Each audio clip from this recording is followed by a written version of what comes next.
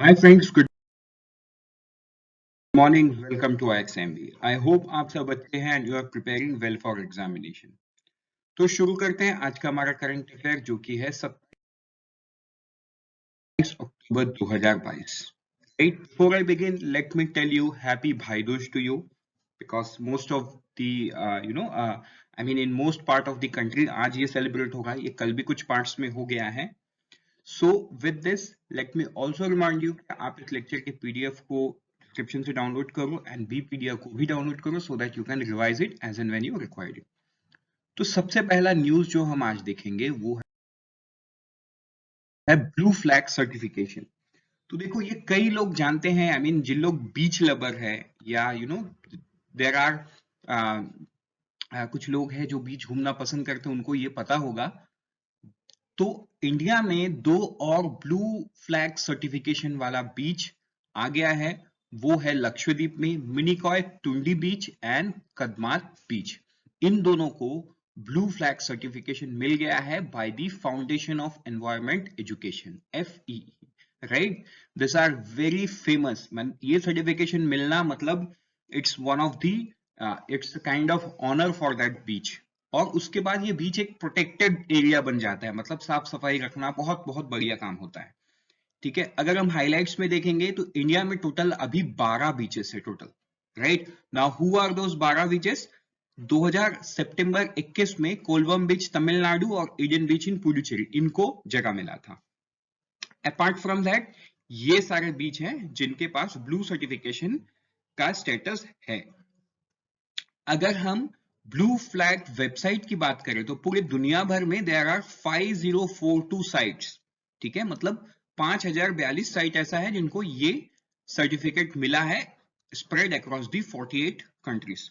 Spain के पास सबसे ज्यादा है with 729 sites, top the list of the country with blue flag awarded sites. It is followed by the Greece and Turkey with 591 and 560 sites respectively. India is placed at 36th spot as per the data available on Blue Flag website. तो India का rank क्या है? 36th with 12 beaches with the Blue Flag certification. बढ़ते हैं आगे हमारे next news, वो है टॉय ट्रेन।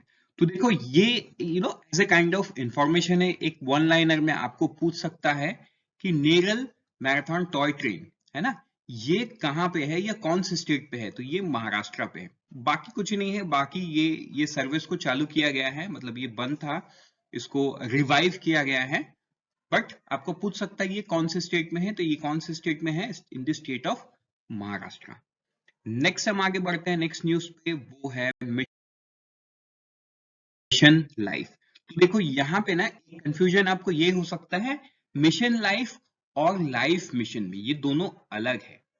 ठीक है, हम बैकग्राउंड की बात करते हैं। जो मिशन लाइफ है, जो हेडिंग में लिखा हुआ है, इसको प्राइम मिनिस्टर नरेंद्र मोदी ने और United Nation secretary general Antonio Guterres इन्होंने 20 अक्टूबर को लॉन्च किया है, right. A global plan for action aimed at saving the planet for the disastrous consequence of climate life. ठीक है, अब नेक्स्ट आता है लाइफ मिशन। तो ये जो लाइफ मिशन है इसको इंट्रोड्यूस किया गया 26th United nation climate change conference of the COP26 in Glasgow last year. ठीक है, तो ये कंफ्यूजन नहीं होना, ये कंफ्यूजन की वजह से मैंने दोनों डेटा आपके सामने रखा है सो that you should know the difference between both. अभी ये मिशन लाइफ के अंडर पे क्या हुआ है? ये मिशन लाइफ के अंडर में गवर्नमेंट ने 75 एक्शंस को लिस्ट किया है। अभी तक ये ऑफिशियल नहीं हुआ है, it's a tweet by the by the minister Bhupendra Yadav, but obviously जब मिनिस्टर ने ट्वीट किया है तो ये ऑफिशियल भी हो जाएगा, राइट। तो ये energy, water saving, single use plastic, sustainable food waste resource, इन एरियाज को कवर करते हुए मिशन लाइफ का 75 एक्शंस है। अगर हम एक्शंस के बाइफर्केशन की बात करें तो इसमें क्या क्या है? देखो 19 एक्शन प्लान है, एनर्जी सेविंग एजेंडा, ये सब को लेके 15 एक्शन प्लान है, cultivation of less water intensive crop to create rain water harvesting infrastructure in homes, schools and offices. तो ये इतना डिटेल हमको नहीं जानना है, मतलब मैं जस्ट एक बेसिक आइडिया आपको दे रहा हूं कि ऐसे अलग अलग चीजों के लिए अलग अलग एक्शन प्लान गवर्नमेंट दिया है। आपको तो याद है 75 रखना है, बाकी इसके इतने डिटेल में नहीं जाना है, right? With this, let's move to the next news, that is GEAC, right? मतलब जो जेनेटिक इंजीनियरिंग अप्रेजल कमिटी है, इन्होंने अप्रूवल दे दिया है किसको? यूनियन मतलब ये जो फंक्शन करती है यूनियन एनवायरमेंटल मिनिस्ट्री के अंडर में, तो इनका एक प्रपोजल था for the cultivation of genetically modified mustard का, राइट? तो इसको अप्रूवल मिल गया है, मतलब अभी देश का जो किसान है वो ये जीएम मस्टर्ड को उगा सकता है फॉर कमर्शियल, राइट? तो इसको आपको याद कर लेना है। सो कौन सा पैनल सबसे पहले दिया था? ये जो पैनल है एम सत्यमूर्ति का जो पैनल है, panel first clear the proposal for commercial cultivation of GM mustard in 2017 is M Satyamurthy. तो ये नाम भी आपको याद कर लेना है। तो जेनेटिकली मॉडिफाइड का मतलब ये है कि इसमें मतलब इसके प्रॉपर्टीज में थ्रू जेनेटिक इंजीनियरिंग कुछ तो अलग किया गया है, राइट? कुछ अलग किया गया है सो दैट बेटर प्रोडक्शन या बेटर यील्ड बाहर आए। With this, let's move to the few one-liners,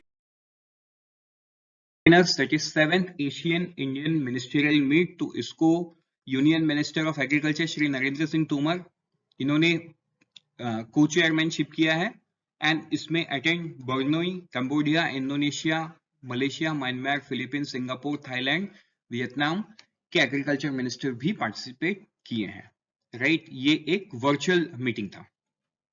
अभी हम एक डिविडेंड के बारे में बात करेंगे। डिविडेंड हिंदुस्तान कॉपर लिमिटेड, ये एक मिनी रत्ना कैटेगरी 1 पीएसयू है अंडर मिनिस्ट्री ऑफ माइंस।